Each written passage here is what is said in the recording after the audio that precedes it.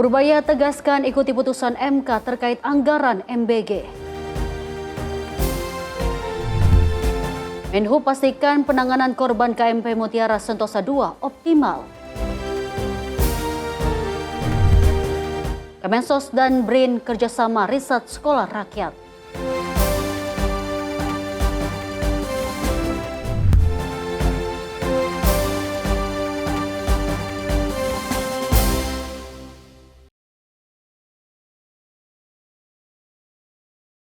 Halo pemirsa, apa kabar? Senang sekali rasanya saya Dewa Manik hadir menemani Anda dalam program Ruang Kabinet Sinpo TV. Sejumlah informasi dan juga kebijakan dari Menteri Kabinet Merah Putih dalam sepekan akan kami sajikan.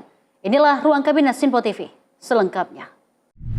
Pemirsa, kita awali informasi dari Menteri Energi dan Sumber Daya Mineral Bahlil Lahadalia yang menegaskan harga bahan bakar minyak atau BBM non-subsidi saat ini mengalami penurunan. Penurunan ini terjadi seiring turunnya harga minyak di pasar dunia. Yang penting adalah BBM subsidi itu tidak akan naik. Itu paling penting karena total pemakaian BBM 80% itu subsidi. Menteri ESDM Bahlil Lahadalia menyampaikan penurunan harga BBM non-subsidi merupakan dampak langsung dari pergerakan harga minyak mentah global. Menurutnya, harga BBM non-subsidi memang mengikuti mekanisme pasar internasional sehingga bersifat fluktuatif. Jika harga minyak dunia turun, maka harga BBM non-subsidi juga akan ikut turun. Sebaliknya, jika terjadi kenaikan harga minyak global, maka harga BBM non-subsidi berpotensi naik. Menurutnya, saat ini kondisi geopolitik dunia menjadi salah satu faktor utama yang mempengaruhi pergerakan harga minyak. Meski demikian, pemerintah memastikan harga BBM subsidi akan tetap stabil dan tidak mengalami kenaikan.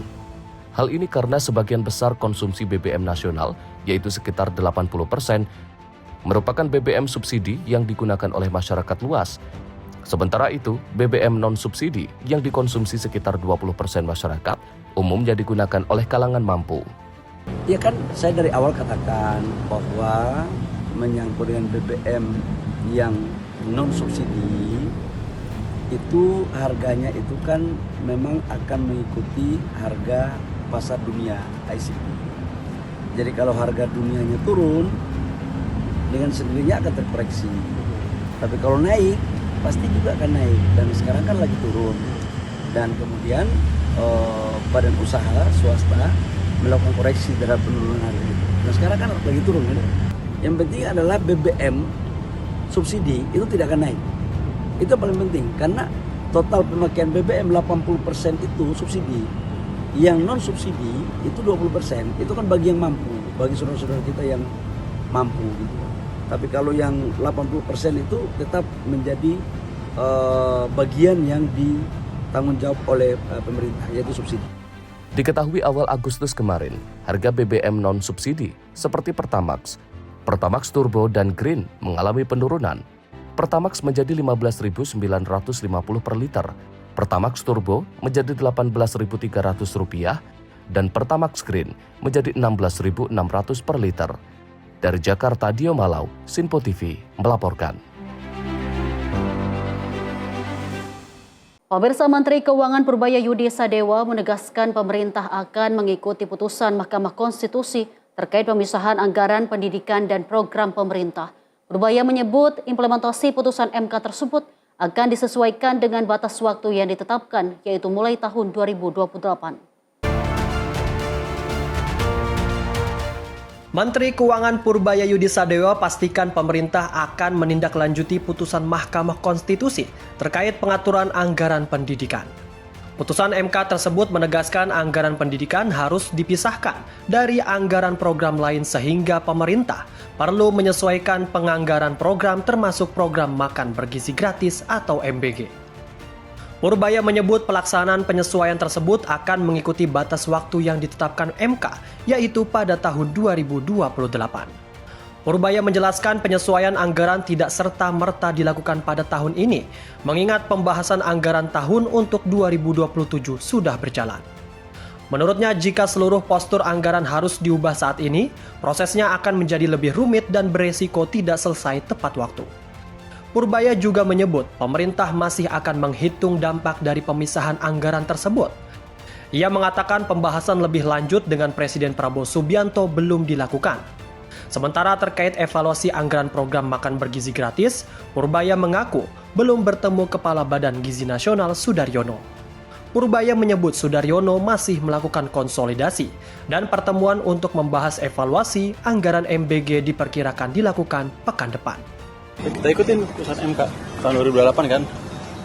Artinya prosesnya perlu dibahas lagi dengan DPR dan kemungkinan di 2027 gitu berarti Pak. Oh, 2028 kan itu berlakunya. Kan batas akhirnya 2028 gitu kan. Oh iya, pakai 2028 aja. Berarti untuk anggaran tahun ini. Berarti kita kalau ini udah dibahas nanti kusut kita capek lagi kerja. Jadi kalau 2028 karena mungkin MK juga mungkin menghitung bahwa ini sudah dibahas. Tinggal difinalisasi, kalau berubah semua nanti nggak keburu. Tapi kemungkinan untuk pembahasan anggaran itu di pembahasan di 2028. Kita akan ikutin, kita akan lihat mungkin kalau kita ikutin di 2008 kita akan untuk anggaran 2008 lah. Tapi dampaknya ini nggak sih Pak maksudnya menjadi beban kah atau? Nanti kita hitung. Pemerintah kini perlu menyiapkan penyesuaian postur anggaran agar pelaksanaan putusan MK mengenai pemisahan anggaran pendidikan dapat diterapkan sesuai batas waktu yang ditetapkan. Salah satunya dengan memastikan pembiayaan program MBG tidak mengganggu alokasi anggaran pendidikan. Dari Jakarta, Dio Malau, Sinpo TV melaporkan.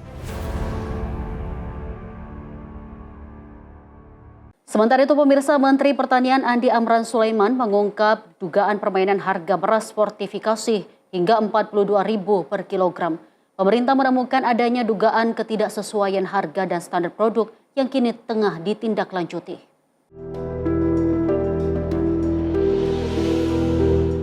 Pemerintah tengah menyoroti dugaan permainan harga dalam distribusi beras fortifikasi yang beredar di masyarakat. Menteri Pertanian Andi Amran Sulaiman mengungkap adanya temuan produk yang dijual jauh melampaui harga wajar. Dalam keterangannya di Jakarta, Amran menjelaskan, berdasarkan perhitungan Kementan, beras fortifikasi berbahan baku beras medium seharusnya dapat dijual sekitar Rp14.000 per kilogram atau mendekati harga eceran tertinggi. Namun hasil pemantauan menunjukkan harga rata-rata beras fortifikasi mencapai sekitar Rp22.000 per kilogram. Bahkan ada produk yang dijual Rp42.000 per kilogram. Dengan dugaan potensi kerugian masyarakat mencapai Rp71 triliun. Ini yang tidak sesuai lab. Bayangkan, lebih gila lagi setelah kemarin 17.000, ini 22.000 average. Ada yang jual 42.000. Beritahu itu pengamat bahwa ini lebih gila lagi mainnya sekarang. Ini 22.000. Ini baru sampel kita ambil, itu 71 triliun. Ini asumsi, tapi kita tindak lanjuti. Dan saya sebagai Kepala Bappenas, saya sama Dirjen cabut izinnya, perintahkan ke bawah. Itu kewenanganku, cabut izinnya dan tidak boleh mengedarkan. Karena ini sudah lab, kemudian pidananya kirim ke Satgas, diterima. Ini kalau ditambah tadi, supaya clear, biaya tambahan 700 sampai 1.000 per kilo. Kalau ditambahkan kernel tambahan tadi, yang SAT B12, itu nilainya Rp700 per kilo. Kemudian dengan menggunakan beras medium, harga ini diproses, fortifikasi bisa 14.000, harga HIT, tetapi dijual 20.000. Ada 42.000. Nih 42.000. Saya tanya, wartawan, adil nggak? Ini saya tindak lanjuti hari ini. Pak, saya sama langsung menyurat ke Satgas. Nanti berikutnya saya menyurat langsung ke Kapolri. Saya tanya, Anda wajar nggak ini 42.000 per kilo? Wajar nggak ini angka-angka ini? Selain persoalan harga, Kementan juga menemukan dugaan produk yang tidak memenuhi standar fortifikasi sesuai ketentuan SNI 9314-2024 dan SNI 9372-2025. Pemerintah menyebut beras fortifikasi ditujukan untuk membantu masyarakat rentan termasuk kelompok kekurangan gizi dan risiko stunting, sehingga temuan ini akan ditindaklanjuti melalui jalur administratif dan pidana, termasuk pencabutan izin edar bagi produk yang terbukti melanggar. Ini diperuntukkan untuk orang miskin, orang kekurangan gizi, orang stunting. Lah dijual 42.000, dijual 20.000, adil nggak saya tanya? Udah kita pegang, sudah labnya sudah pegang, nggak bisa lagi rekayasa sekarang. Kami sudah ambil sampel seluruh Indonesia. 3 sampel 1 nggak bisa bergerak lagi. Tim redaksi Sinpo TV melaporkan. Pemirsa, Menteri Dalam Negeri Tito Karnavian meminta kepala daerah tetap melakukan efisiensi anggaran pada tahun 2027. Tito menegaskan efisiensi harus dilakukan sebelum daerah mengajukan tambahan dana dari pemerintah pusat.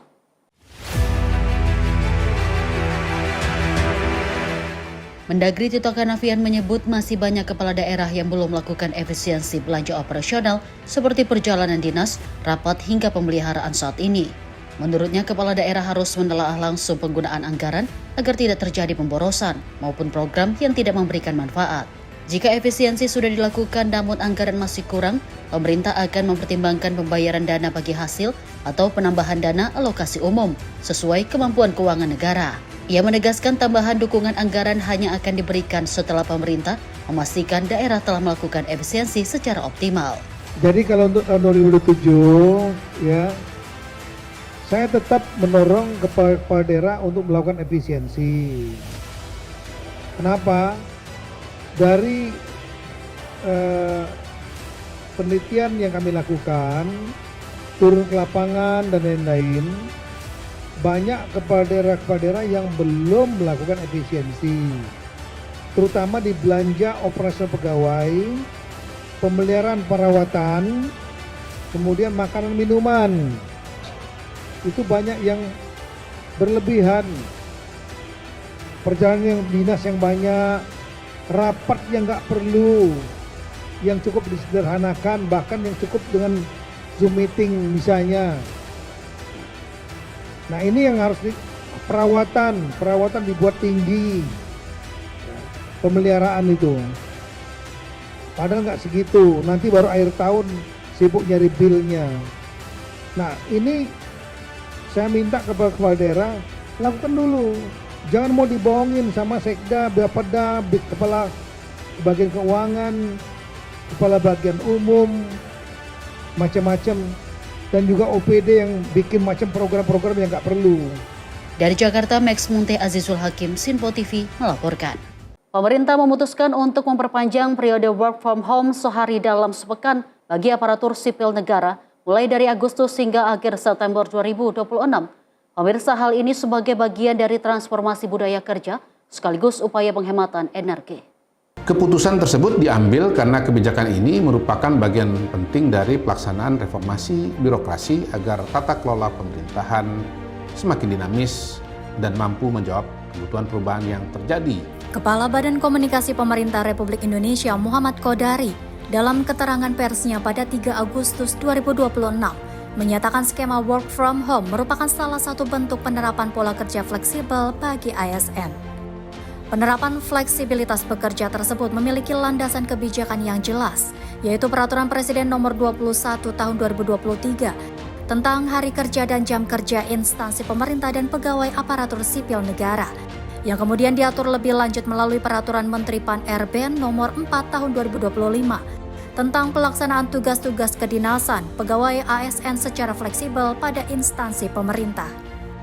Bagi pemerintah, kebijakan ini bukan sekedar mengubah lokasi bekerja, melainkan membangun budaya kerja yang lebih adaptif dan tetap berorientasi pada hasil. Pemerintah memutuskan untuk memperpanjang periode work from home sehari dalam sepekan bagi aparatur sipil negara, mulai dari Agustus hingga akhir September 2026. Kodari menjelaskan keputusan perpanjangan tersebut didasari pada hasil evaluasi selama 2 bulan terakhir. Oleh karena itu, setelah melakukan evaluasi secara menyeluruh selama 2 bulan terakhir, pemerintah memutuskan untuk memperpanjang periode WFH sehari dalam sepekan, mulai dari Agustus ini hingga akhir September 2026. Keputusan tersebut diambil karena kebijakan ini merupakan bagian penting dari pelaksanaan reformasi birokrasi agar tata kelola pemerintahan semakin dinamis dan mampu menjawab kebutuhan perubahan yang terjadi sangat cepat di lingkungan strategis nasional, regional, dan global. Perpanjangan kebijakan ini juga mencerminkan komitmen pemerintah untuk terus mendorong penghematan konsumsi energi dan meningkatkan efisiensi belanja operasional. Di satu sisi, pemerintah tetap berkomitmen untuk menjaga kualitas pelayanan publik. Unit-unit yang memberikan pelayanan langsung kepada masyarakat seperti mal, pelayanan publik, layanan kesehatan, pendidikan, kependudukan, dan perizinan tetap beroperasi secara penuh tiap hari kerja. Skema WFH diatur oleh masing-masing PPK atau pimpinan instansi dengan memperhatikan karakteristik tugas dan fungsi. Tim redaksi Sinpo TV melaporkan. Kita lanjut informasi dari Menteri Agama Nasaruddin Umar yang mengklaim indeks kerukunan umat beragama mencapai level tertinggi sejak negara Indonesia berdiri. Pada tahun 2025, indeks tersebut tercatat berada di angka 77,89 atau naik dibandingkan tahun sebelumnya yang sebesar 76,47.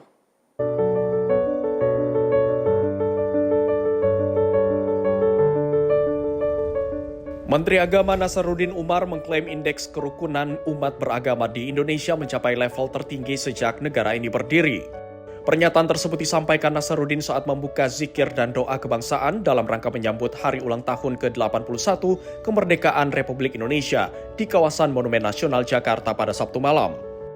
Menurut Nasaruddin, keberagaman agama di Indonesia justru menjadi kekuatan yang mempersatukan masyarakat dalam semangat kebangsaan.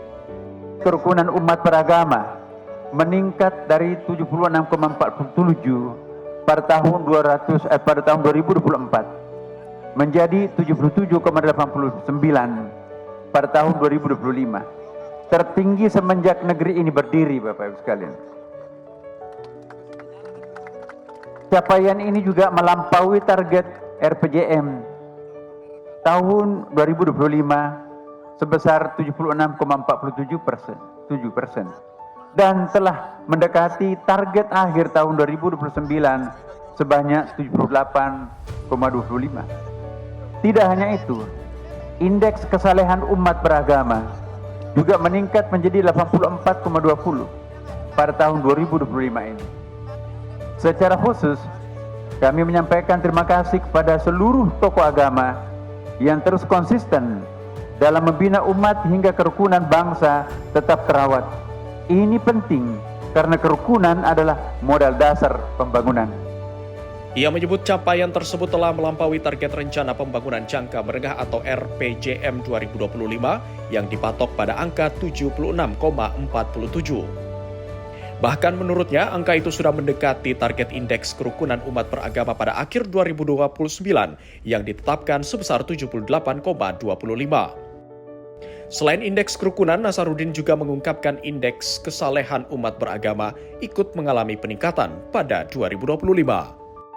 Dari Jakarta, Dio Malau, Sinpo TV melaporkan.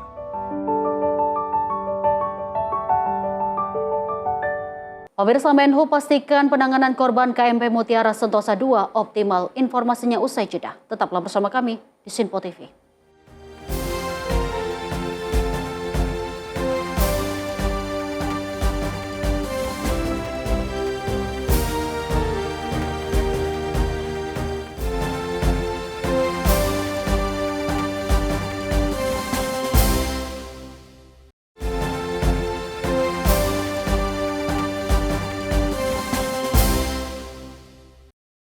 Pemirsa, Anda kembali menyaksikan Ruang Kabinet Sinpo TV. Informasi kita lanjut kembali. Pemerintah menyoroti kasus keracunan pada pelaksanaan program makan bergizi gratis di sekolah yang disebabkan oleh pelanggaran dari standar operasional prosedur itu sendiri. Guna mencegah kasus keracunan terulang kembali, pemerintah segera melibatkan aparat kepolisian bila mana ditemukan indikasi tindak pidana. Menteri Kesehatan Budi Gunadi Sadikin telah mengidentifikasi titik permasalahan dalam proses penyelenggaraan makanan di Satuan Pemenuhan Pelayanan Gizi atau SPPG Semarang dan Papua.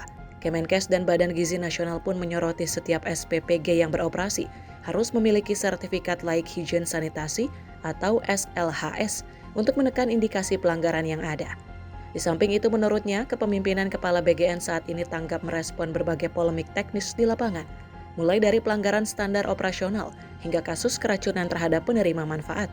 Jadi begitu itu ada keracunan, tim Kementerian Kesehatan sudah turun. Laporannya sudah ada, hasil labnya juga sudah ada. Jadi memang kita identifikasi ada beberapa makanan yang ada bakteri E. coli-nya. Bukan hanya semangka, tapi ada beberapa makanan lain.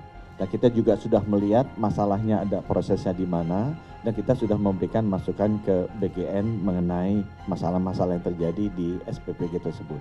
Senada dengan Budi, Kepala Badan Gizi Nasional Sudaryono menegaskan, pihaknya tidak akan mentolerir setiap pelanggaran operasional oleh pihak SPPG, serta akan melibatkan kepolisian bila mana menemukan indikasi tindak pidana. Kami melihat beberapa sebab gitu ya, ini kita ngomong lebih umum begitu. Ada yang misalnya SOP-nya dia masaknya kecepatan. Kalau di Papua kita lihat dari log dapurnya itu kan kita ada sistem lognya, dia kapan persiapan, kapan nyacah, kapan apa, kapan dimasak itu ada. Jadi memang memulai masaknya kecepatan. Kalau nggak salah jam 7 atau setengah 8 hari sebelumnya untuk diberi makan di hari berikutnya di jam 11. Jadi itu sudah melanggar, termasuk yang di Semarang juga sama. Dia mulai masak jam 9 malam. Ini sekarang tinggal bagaimana. Ini kan masalah kedisiplinan, ya kan? Nah, ini kita lagi cari formula. Kalau memang ada unsur-unsur lain, ya misalnya ada unsur kesengajaan, sabotase dan lain-lain, kami tidak segan-segan untuk kemudian diperiksa oleh pihak kepolisian. Memang kalau ada ya kita serahkan semua. Dari Jakarta, Max Montero, Nabayu, Sinpo TV melaporkan. Badan Gizi Nasional atau BGN mencopot 137 kepala satuan pelayanan pembunuhan gizi atau SPPG di berbagai daerah. Pemirsa, langkah tegas tersebut diambil untuk menjaga kualitas dan akuntabilitas pelaksanaan program makan bergizi gratis. Kepala Badan Gizi Nasional Sudaryono menyatakan hingga saat ini pihaknya telah memberhentikan 137 kepala SPPG dari jabatannya di seluruh Indonesia. Dari jumlah tersebut, pencopotan terbanyak terjadi di Jawa Barat dengan 49 kepala SPPG, disusul Lampung 26 orang, Jawa Timur 11 orang, Sumatera Utara dan Banten masing-masing 10 orang, serta Jawa Tengah sebanyak 5 orang. Menurut Sudaryono, pencopotan dilakukan karena berbagai pelanggaran, termasuk kasus keracunan makanan seperti yang terjadi di salah satu dapur MBG yang melayani siswa SMK Negeri 6 Semarang. Selain itu, BGN juga menemukan kasus pelanggaran disiplin lain, termasuk dugaan penipuan atau phishing yang menyebabkan hilangnya dana operasional yang menjadi tanggung jawab kepala SPPG. Terhadap dapur yang terlibat pelanggaran, BGN memberlakukan sanksi suspend sambil melakukan evaluasi dan investigasi lebih lanjut. Dan per hari ini, ya, saya sebagai Kepala Badan Gizi Nasional telah mencopot 137 kepala dapur di seluruh Indonesia. Ini saja saya beri penjelasan lebih rinci. 49 diantaranya di Jawa Barat, 26 di Lampung, 11 di Jawa Timur, 10 di Sumatera Utara, 10 di Banten, dan 5 di Jawa Tengah, termasuk kepala dapur 5 itu termasuk yang kemarin dapurnya yang di Semarang yang menimbulkan keracunan di SMK Negeri 6 Semarang. Jadi ini tindakan disiplin ini diberhentikan indisipliner, ada kasus keracunan terdahulu juga, kemudian juga ada yang phishing. Ya, phishing itu uangnya dia berwenang untuk mencarikan uang, tapi kemudian mengaku kena scam, ya, kemudian uangnya hilang dan seterusnya. Ini kami berhentikan dan dapurnya kami suspend. Kira-kira itu mungkin yang ingin kami sampaikan. Yang jelas kami zero toleran terhadap keracunan, zero toleran terhadap tindakan korupsi, hengki-pengki, ngantet uang dan lain-lain, itu kita zero toleran.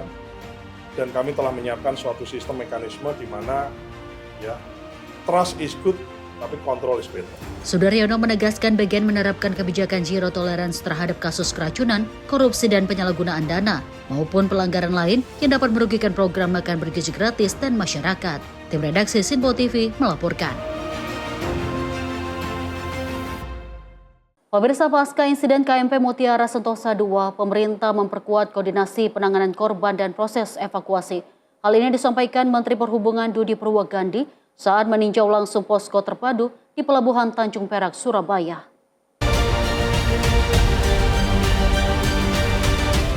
Menteri Perhubungan Dudi Purwagandi meninjau langsung posko terpadu penanganan kecelakaan KMP Mutiara Sentosa II di Pelabuhan Tanjung Perak, Surabaya.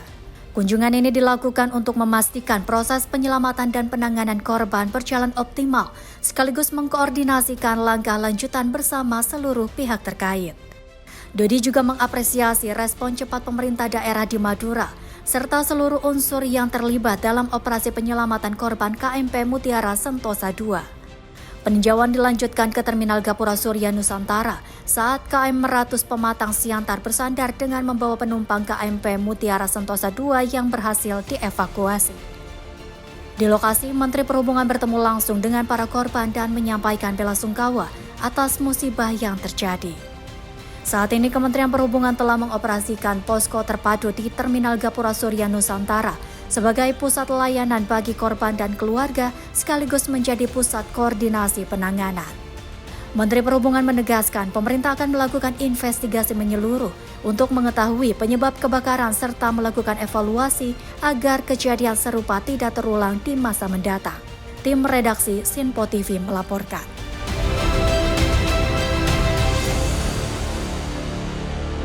Pemirsa, Kementerian Pariwisata dan Indonesia Diaspora Network Global (IDN Global) menjajaki kerjasama dalam mempromosikan pariwisata Indonesia.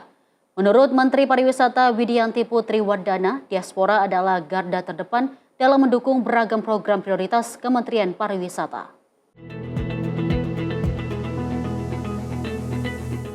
Menteri Pariwisata Widianti Putri Wardana menerima kunjungan dari Indonesian Diaspora Network Global atau IDN Global di Gedung Sabta Pesona Jakarta. Pertemuan ini sekaligus menjadi momen apresiasi atas 14 tahun Gerakan Diaspora Indonesia. Menpar menyebut jaringan diaspora yang tersebar di seluruh belahan dunia merupakan aset diplomasi dan ekonomi yang sangat berharga. Menurutnya, diaspora bukan sekadar warga negara yang tinggal di luar negeri, melainkan garis terdepan dalam mempromosikan pariwisata Indonesia. Mulai dari memperkenalkan kekayaan gastronomi, mengenakan wastra batik dan tenun, hingga mempromosikan destinasi Nusantara di media sosial maupun komunitas lokal setempat.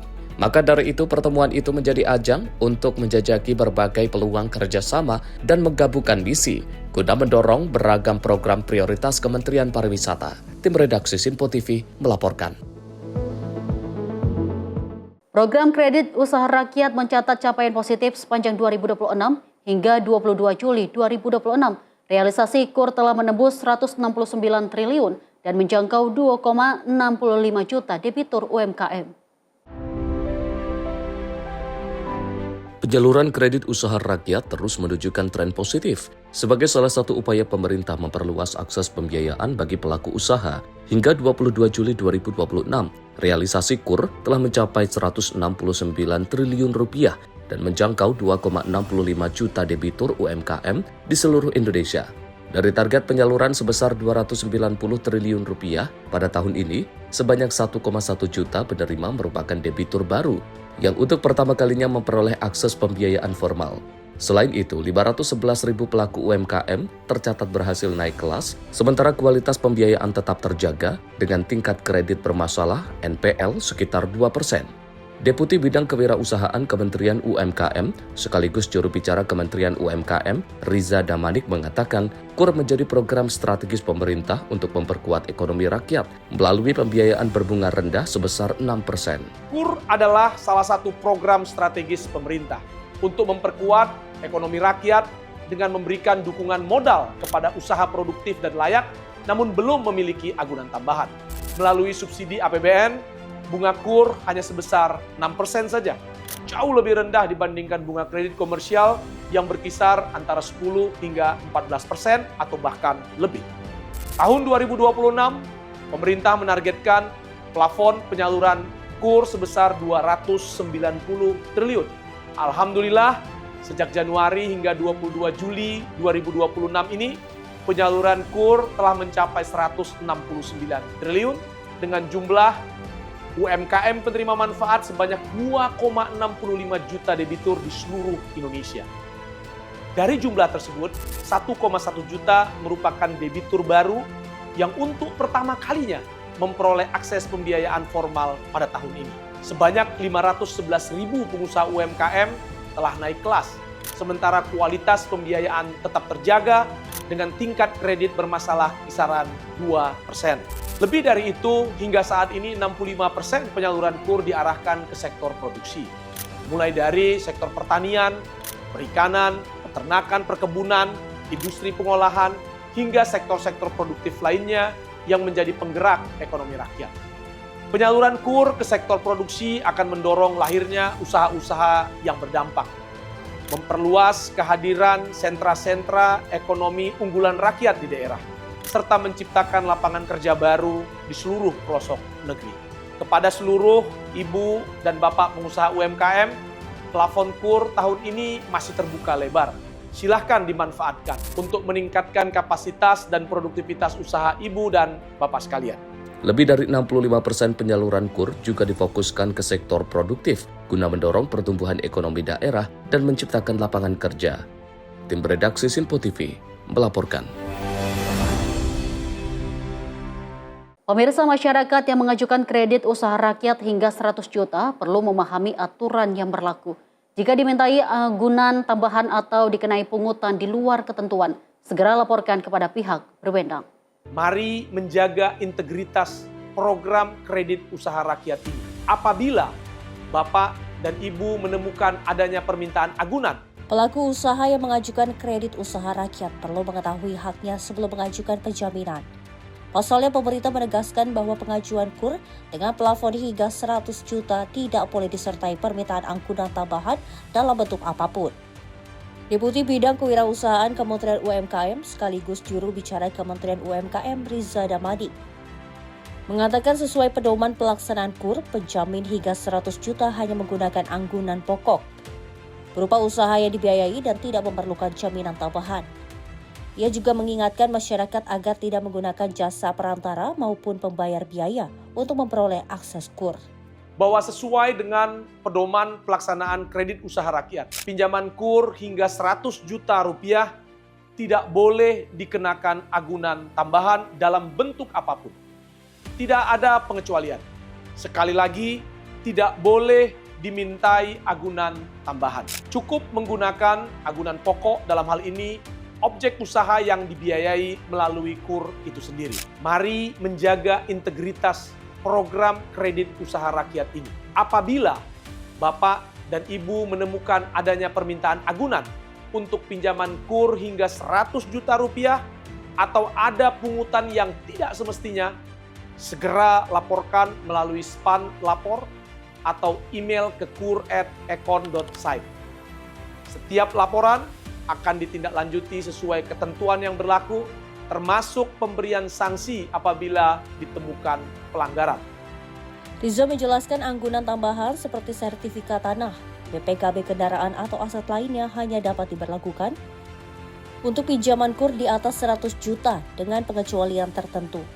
Masyarakat juga diminta segera melaporkan jika menemukan dugaan penyimpangan seperti permintaan anggunan tambahan, pungutan biaya atau praktik percaloan dalam proses penyaluran KUR. Di redaksi Sinpo TV melaporkan.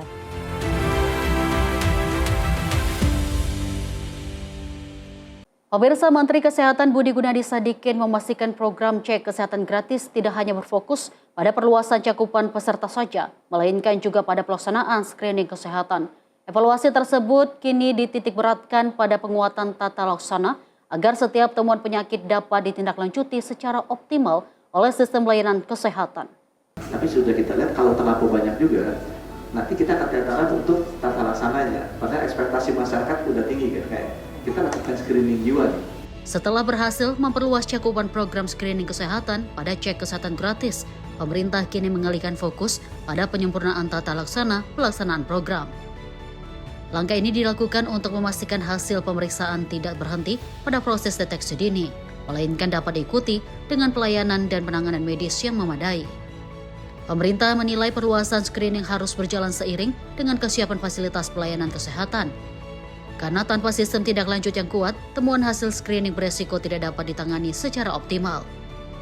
Salah satu perhatian utama Menkes adalah screening kesehatan jiwa.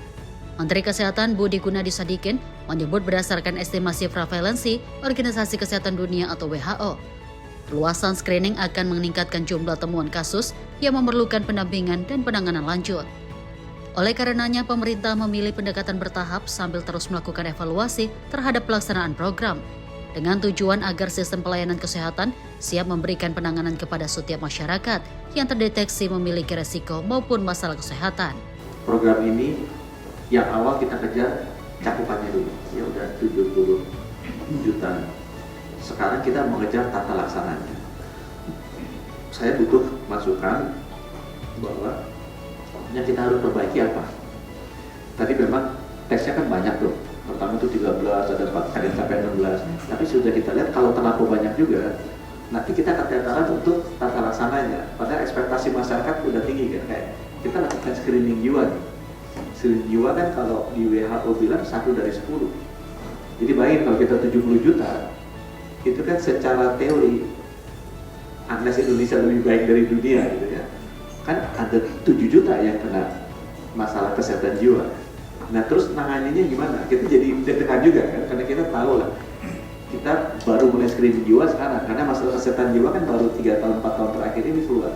Jadi kalau itu nanti keluar semua, kita nggak akan mungkin bisa memenuhi ekspektasi masyarakat untuk menindaklanjuti. Padahal yang penting kan tadi bukan hanya checkingnya, yang penting masyarakatnya sehat, baik fisik maupun jiwa.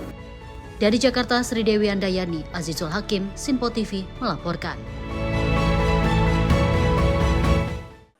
Pemirsa, Kementerian Sosial dan BPJS Kesehatan memperkuat sinergi melalui penandatanganan kesepakatan bersama terkait integrasi data penerima manfaat sebagai upaya meningkatkan ketepatan sasaran program pelindungan sosial dan jaminan kesehatan nasional. Kolaborasi tersebut juga melibatkan Kementerian Perlindungan Pekerja Migran Indonesia atau KP2MI, Badan Pusat Statistik, serta Kementerian Dalam Negeri.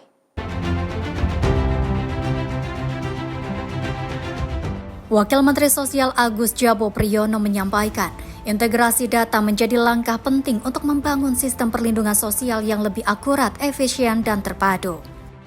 Dengan data yang semakin valid, penyaluran bantuan dan layanan kesehatan diharapkan dapat menjangkau penerima manfaat secara lebih tepat. Direktur Utama BPJS Kesehatan Prihati Pujo Waskito menegaskan, kolaborasi antar instansi akan memperkuat pelaksanaan program jaminan kesehatan nasional. Melalui pertukaran dan pemutakhiran data yang berkelanjutan, masyarakat akan mendapatkan akses layanan kesehatan yang lebih baik dan berkelanjutan.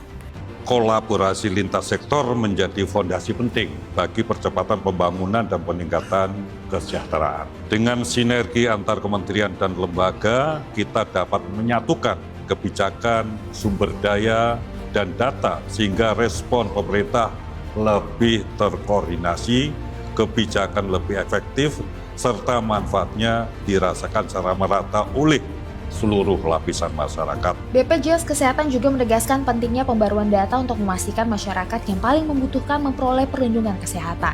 Penanda tanganan nota kesepahaman ini turut melibatkan KP2MI, BPS, dan Kementerian Dalam Negeri sebagai bagian dari penguatan program jaminan kesehatan nasional. Pemerintah berharap integrasi data antar lembaga ini menjadi fondasi dalam membangun layanan publik yang lebih responsif, sekaligus mendukung penguatan program jaminan kesehatan nasional dan perlindungan sosial bagi seluruh masyarakat. Tim redaksi Sinpo TV melaporkan. Kemensos dan BRIN kerjasama riset sekolah rakyat, informasinya usai jeda. Tetaplah bersama kami di Sinpo TV.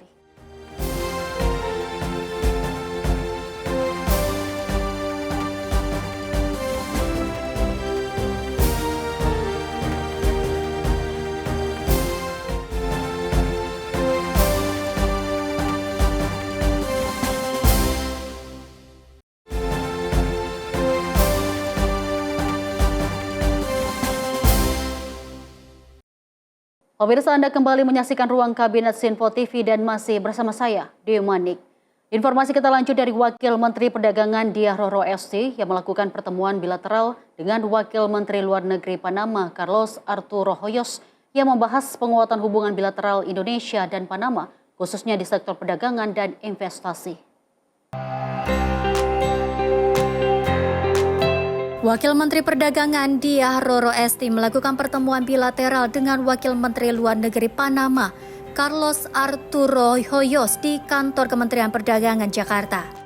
Pertemuan tersebut membahas penguatan hubungan bilateral Indonesia dan Panama, khususnya di sektor perdagangan dan investasi.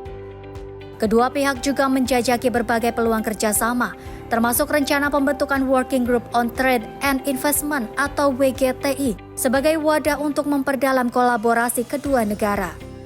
Dalam kesempatan itu, Wamendak Roro menegaskan bahwa Indonesia terbuka untuk memperluas kerjasama perdagangan melalui revitalisasi forum konsultasi bilateral.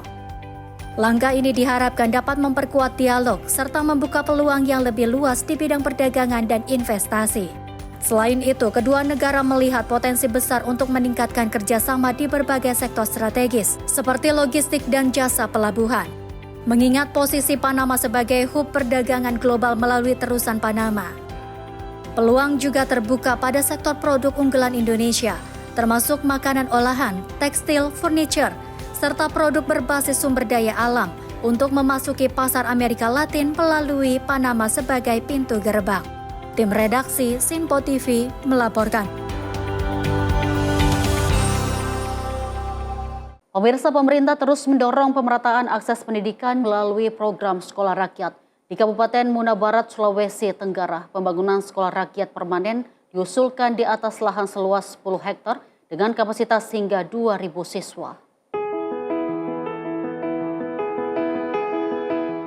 Pemerintah Kabupaten Muna Barat memperluas usulan pembangunan sekolah rakyat permanen menjadi 10 hektar. Sekolah ini dirancang mampu menampung hingga 2.000 siswa sesuai arahan Presiden Prabowo Subianto. Kepastian percepatan program tersebut disampaikan dalam audiensi antara Wakil Bupati Muna Barat Ali Basa dengan Wakil Menteri Sosial Agus Jabo Priyono di kantor Kementerian Sosial. Wakil Menteri Sosial menyatakan usulan pembangunan akan segera diproses agar dapat mengikuti tahap tender pada Oktober 2026. Apabila seluruh tahapan administrasi berjalan sesuai rencana, pembangunan ditargetkan dimulai tahun ini. Pemerintah Kabupaten Muna Barat juga diminta terus berkoordinasi dengan sekretariat bersama Sekolah Rakyat dan Kementerian Pekerjaan Umum untuk mempercepat proses verifikasi lapangan. Sekolah rakyat akan dibangun di Desa Sawi Regadi, Kecamatan Barangka, diharapkan mampu memperluas akses pendidikan bagi anak-anak dari keluarga miskin, khususnya di wilayah kepulauan, sekaligus membekali mereka dengan keterampilan hidup untuk masa depan yang lebih baik. Tim redaksi Sinpo TV melaporkan.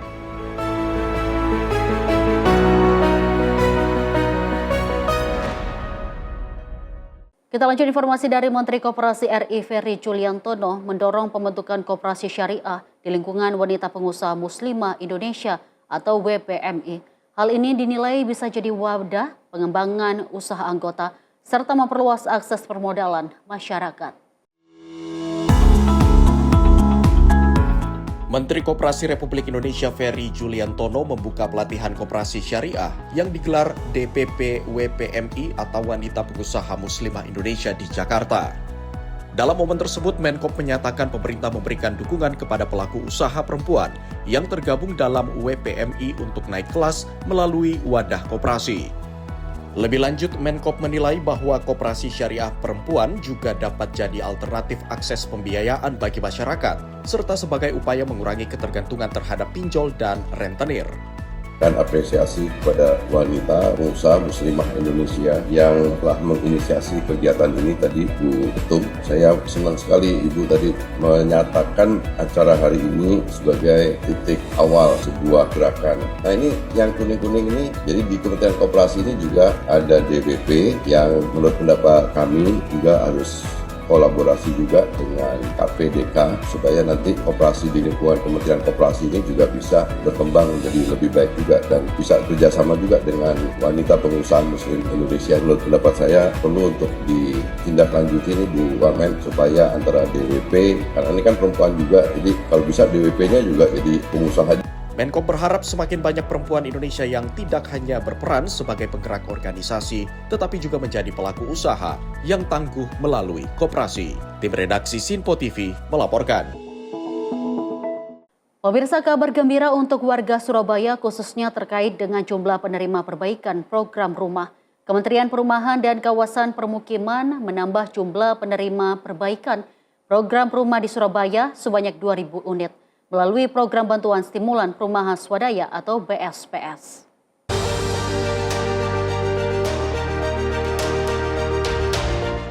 Menteri Perumahan dan Kawasan Permukiman Marwarar Sirait meninjau langsung rumah warga penerima program bedah rumah melalui bantuan stimulan perubahan swadaya atau BSPS di Kelurahan Tambak Sari, Surabaya pada Selasa 5 Agustus 2026. Dalam kunjungannya, Marwarar memastikan pemerintah akan memperluas jangkauan program guna membantu lebih banyak masyarakat mendapatkan hunian yang layak. Di hadapan warga dan jajaran pemerintah daerah, ia menegaskan pentingnya sosialisasi program secara masif agar masyarakat yang memenuhi syarat dapat segera mengakses bantuan.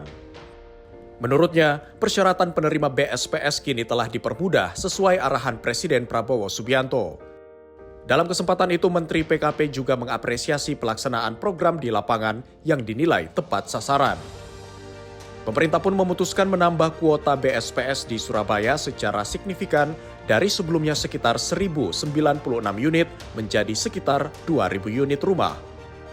Program tambahan tersebut dijadwalkan mulai berjalan pada 5 Agustus dan ditargetkan rampung pada 5 November 2026. Marwarar meminta seluruh pihak terkait untuk mengawasi pelaksanaan program agar seluruh target dapat diselesaikan tepat waktu. Tim redaksi Sinpo TV melaporkan.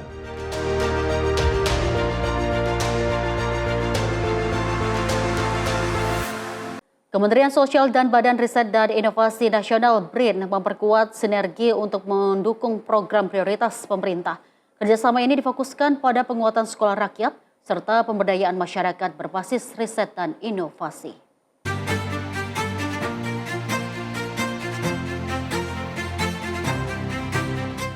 Kementerian Sosial dan Badan Riset dan Inovasi Nasional atau BRIN sepakat membangun kerjasama dalam mendukung program sekolah rakyat dan berbagai program pemberdayaan masyarakat. Melalui jejaring riset yang dimiliki, BRIN akan mendukung Kementerian Sosial mulai dari penyusunan kajian kebijakan, pengembangan teknologi, hingga evaluasi pelaksanaan program-program prioritas pemerintah. Salah satu fokus utama kerjasama adalah program sekolah rakyat sebagai salah satu program prioritas Presiden Prabowo Subianto. BRIN menawarkan kajian berbasis bukti atau evidence-based policy untuk mengevaluasi dampak pelaksanaan program serta memberikan rekomendasi penyempurnaan kebijakan. Selain dukungan riset, BRIN juga menawarkan penerapan berbagai teknologi, salah satunya teknologi Lasamor, yaitu teknologi sistem pengolahan sampah skala rumah tangga yang dapat dimanfaatkan keluarga, penerima bantuan sosial sebagai bagian dari pemberdayaan ekonomi. Menanggapi hal tersebut, Wakil Menteri Sosial Agus Jabo Priyono menyatakan pemberdayaan berbasis kampung sejalan dengan gagasan BRIN. Menurutnya, teknologi pengolahan sampah dapat meningkatkan nilai ekonomi sekaligus mendorong kesejahteraan masyarakat. Sebagai tindak lanjut, Kementerian Sosial dan BRIN akan menyusun mekanisme kerjasama melalui koordinasi antar satuan kerja agar berbagai program prioritas dapat segera diimplementasikan. Tim redaksi Sinpo TV melaporkan.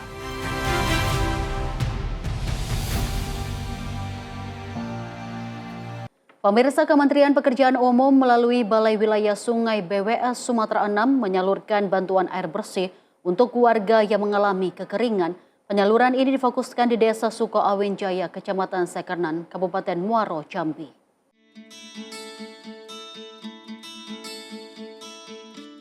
Kementerian Pekerjaan Umum melalui Balai Wilayah Sungai atau BWS Sumatera 6 menunjukkan kepedulian terhadap masyarakat terdampak kekeringan akibat musim kemarau. Melalui program BWS Sumatera 6 Peduli, distribusi air bersih disalurkan di Desa Suko Awenjaya, Kecamatan Sekernan, Kabupaten Muaro, Jambi. Langkah ini merupakan bentuk nyata kehadiran negara dalam menghadapi dampak perubahan iklim. Tak hanya itu, bantuan ini diharapkan dapat meringankan beban masyarakat serta mencegah meluasnya dampak kekeringan terhadap kesehatan, pendidikan, dan ketahanan pangan di wilayah tersebut. Para warga pun mengucapkan terima kasih kepada Bapak Presiden Prabowo Subianto dan BWS Sumatera 6 atas bantuan air bersih di saat mengalami kesulitan air akibat kekeringan. Tim redaksi Sinpo TV melaporkan.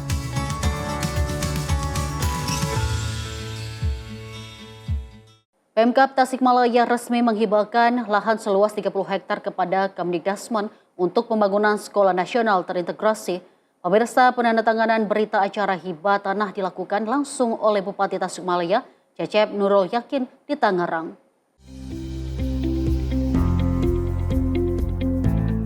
Penandatanganan hibah tersebut menjadi tahapan penting dalam percepatan pembangunan sekolah nasional terintegrasi di Kabupaten Tasikmalaya. Daerah ini jadi salah satu dari 17 kabupaten kota di Indonesia yang ditunjuk sebagai lokasi pelaksanaan program SNT pada tahap awal. Bupati Tasikmalaya Cecep Nurul Yakin mengatakan, hibah lahan tersebut merupakan wujud keseriusan pemerintah Kabupaten Tasikmalaya dalam mendukung pelaksanaan proyek strategis nasional di bidang pendidikan. Menurutnya, Kabupaten Tasikmalaya juga jadi satu-satunya daerah di Jawa Barat yang menyediakan lahan milik pemerintah daerah untuk pembangunan sekolah nasional terintegrasi. Ia meyakini kehadiran sekolah nasional terintegrasi akan memberikan dampak besar terhadap peningkatan kualitas maupun kuantitas sumber daya manusia di Kabupaten Tasikmalaya. Melalui sekolah unggulan tersebut diharapkan lahir talenta-talenta berkualitas yang mampu bersaing dan jadi penggerak pembangunan daerah di masa depan. Cecep juga mengungkapkan bahwa di tengah kondisi fiskal daerah yang menghadapi penurunan transfer dari pemerintah pusat, Pemkab Tasikmalaya terus berikhtiar menghadirkan program-program strategis bagi masyarakat.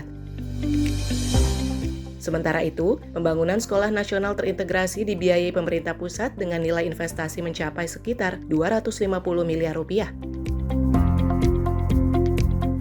Tim redaksi Sinpo TV melaporkan. Pemirsa, Menteri Pendidikan Dasar dan Menengah Abdul Muti secara resmi melepas pengiriman 5,5 juta eksemplar buku bacaan bermutu ke seluruh Indonesia. Program nasional tersebut menjadi bagian dari upaya pemerintah memperkuat budaya literasi sekaligus mewujudkan pendidikan bermutu.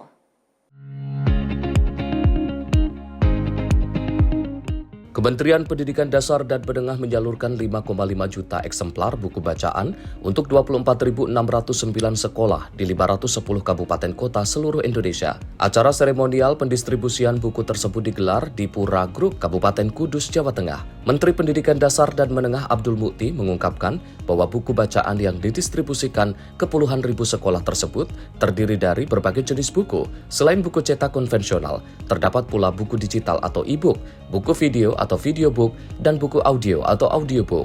Menurutnya, penyediaan buku bacaan merupakan langkah strategis membangun generasi Indonesia yang cerdas melalui penguatan literasi dan numerasi. Peluncuran 5,5 juta buku bahan bacaan, kemudian juga berbagai bahan belajar. Tadi disebutkan ada audiobook, ada digital book, ada video book, yang itu semua menjadi satu kesatuan yang dikembangkan oleh Kementerian Dikdasmen melalui Badan Bahasa untuk meningkatkan literasi. Nantinya penguatan literasi dilakukan melalui 3 kebijakan yang saling berkaitan, yakni membangun kebiasaan membaca, meningkatkan kecakapan membaca, serta memastikan kecukupan bahan bacaan di sekolah. Tim redaksi Sinpo TV melaporkan.